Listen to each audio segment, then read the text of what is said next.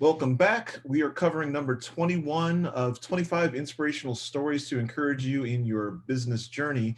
And again, this series is meant to help you fight apathy and discouragement. And in that intro video where I covered the plateau of latent potential, cover the valley of disappointment. And that's where a lot of people just stop and don't keep on going. And again, I want to encourage you to and let you know that I'm in this with you. I have this channel, which has now 8 subscribers. And again, thank you to the 2 new ones that I got this past week or so. But again, I started at 0, and here we are at 8. And again, that intro video talks about that. And you got to start from 0 sometimes. You're not always going to inherit a business from your parents. And I know people who have actually done that and inherited, finances and, business that put them ahead. And some of us have to just kind of bootstrap ourselves and dig in deep and make it happen on our own, and that's okay. I think it's valued more that way, and I think you learn more that way. And again, I think that your drive is going to be a little bit later than those who are just kind of given. Maybe not. There's a lot of people who are high performers anyway, and they're just given that head start and do things, well. That doesn't fit for everybody. But anyway, before we get started, again, I just want to encourage you with this series, and then hopefully these stories that you can hear other people's stories, and this is just a brief summary. You can kind of research these biographies and on these people yourselves on your own time. But before we get started, do me a favor, hit the subscribe button, hit the thumbs up, and hit the subscribe button.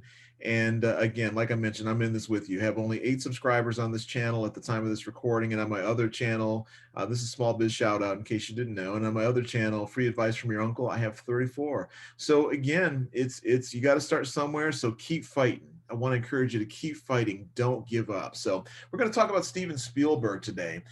Steven Allen Spielberg. And again, everybody should know who he is. I mean, if you've watched movies of any kind, then you've most likely, I'd bet dollars to donuts that you've seen some of his movies. And I'm not going to list them all off here. I'll list a few at the end here. We'll cover that. But Spielberg was actually born in the Midwest in Cincinnati, Ohio. And I guess he moved to the suburbs of Phoenix, Arizona when he was young, and his parents divorced. And that also impacted him and his worldview. And I think you kind of see that in the movie E.T., right? There's a single mom. I think it's Terry Garr who played the mother with Drew Barrymore.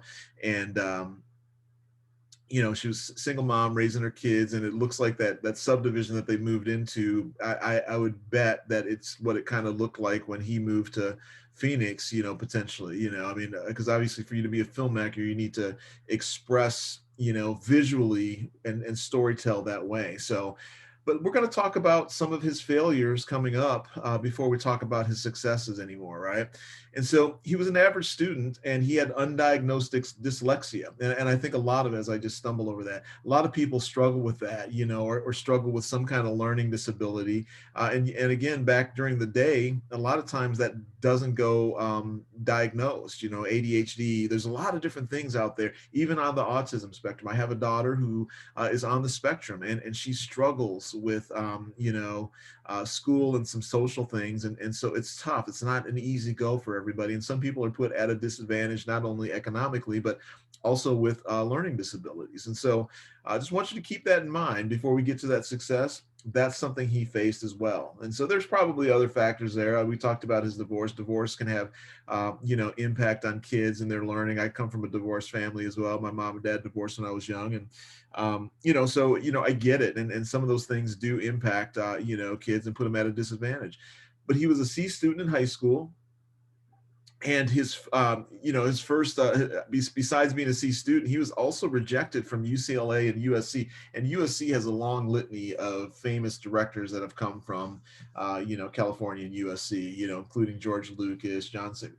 Anyway, the list goes on and on and on, right? And so John Singletary. So you can go and look that up as well and see who came from there, but he was denied. And so I think he went to UC Long Beach, and so that's where he went to school. But it didn't stop him, and it could have derailed him had he let it. But that is another thing that didn't stop him. His dyslexia, his average C student grades didn't stop him. Went on to school anyway. And then also he had a couple of, or I think 3 failures. And what I mean by failures is that it didn't earn critical acclaim, right? And the problem is that when you do that early, you start running out of chances that you're given, right? In terms of, movie making, and you're not going to get funded. And so he didn't just crush it, you know, completely right out of the gates. And even if you do, and you have one or two early hits, and then you start having several, you know, flops, that doesn't help you either, you know. So again, he didn't just come out of the gates and just run to success like we see him now with, you know, where he is. And so we'll just cover a little bit here before we end, you know, some of his accolades, right? And so, you know, there's Jaws, E.T. I mentioned, Indiana Jones series, and just a whole slew of other ones, right? Schindler's List too, another, you know, great movie, which again is Jewish heritage. That's really, I think, one of the best movies to kind of talk about the Holocaust. And you know, if you're not moved by that movie, then you're not human. So, but he's won 3 Oscars, had 13 nominations, Kennedy Center Award, Presidential Medal of Freedom, and then Cecil B. DeMille. And then again, we're in Black History Month here, so Amistad is another great movie that he produced with Debbie Allen as well. And he's been on the forefront of, you know, I think producing movies that bring light to, you know, injustice, you know. So you need to check that one out too if you haven't seen that already. But and then again, he, you know, was given the Cecil B. DeMille Award, which is another great prestigious award for filmmakers. So anyway, again, I hope this story of Steven Spielberg, just kind of calling out some of his roadblocks in the early beginning, you know, impacted him and how he kept fighting through. And this is what you see today, but it wasn't always easy. So again, before we go, do me a favor, hit the subscribe button, hit the thumbs up, and click the alert button so you're notified of future comments or content. And I will leave a link to this playlist in the description below, and we will see you at our next video.